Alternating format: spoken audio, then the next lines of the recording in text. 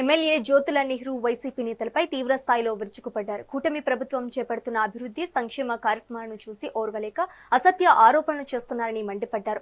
Nakkapalli steel plant ద్వారా 1,00,000 మందికి ఉద్యోగ అవకాశాలు లభిస్తాయని, గత వైసీపీ ప్రభుత్వం కేవలం చిన్న ఉద్యోగాలతో యువతను మోసం చేస్తుందని విమర్శించారు. కూటమి హయాంలో ఇప్పటికే టీచర్ పోస్టులు, ప్రభుత్వ ఉద్యోగాల భర్తీకి జాబ్ క్యాలెండర్ విడుదల చేశామన్నారు. 5 ఏళ్లలో 20 లక్షల ఉద్యోగాల లక్ష్యమని స్పష్టం చేశారు.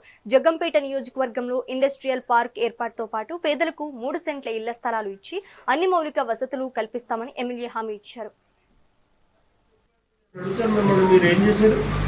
5 సంవత్సరాల కాలంలో మీరు విశాఖ స్టీల్ ప్లాంట్ ప్రైవేటీకరణ చేస్తారని కేంద్ర ప్రభుత్వం అన్నాడంటే ముఖ్యమంత్రిగా జగన్మోహన్ రెడ్డి గారు చేసినటువంటి చర్యలు ఏంటంటే దాన్ని పరిరక్షించడానికి ఒకసారి చెప్పాను నథింగ్ బట్.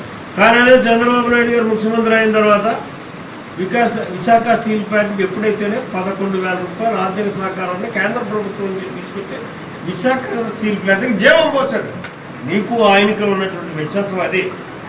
ఒక పరిశ్రమని నువ్వు పడుకోబెట్టో ఈ గ్రామాల నుంచి ఈ రాష్ట్రం నుంచి తరివేచావు.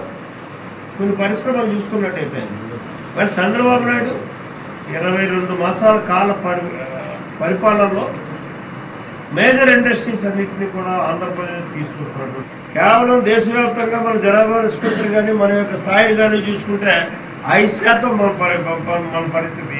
భారతదేశంలో మన రూల్ 5% మన జనాభా కానీ మన ఇది కానీ ఇవాళ భారతదేశంలో 25% పెట్టుబడుల్ని ఈ రాష్ట్రానికి తీసుకొస్తున్నటువంటి బలుడు ఎవడైనా ఉన్నాడు అంటే సార్ వాస్తవాలు అంగీకరించాలి, తప్పదు. కాదేమో చెప్పమనండి. ఈ బడా నాయకులు వాళ్ళు 25% పెట్టుబడులు ఒక్కొక్కటి కూడా గ్రౌండ్ అవుతున్నటువంటి పరిస్థితి మన కళ్ళ కట్టుబడి కనిపించట్లేదా?